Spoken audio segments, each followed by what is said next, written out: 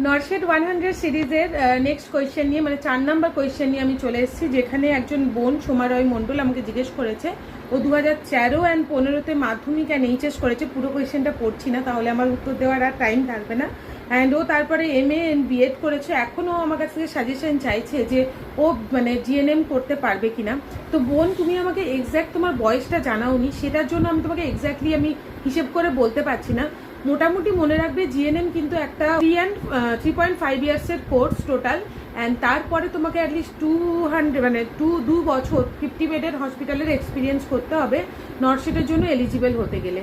তো তোমার হাতে যদি এখন অতটা টাইম আছে তোমার বয়স অনুযায়ী, তাহলে তুমি অবশ্যই করতে পারো।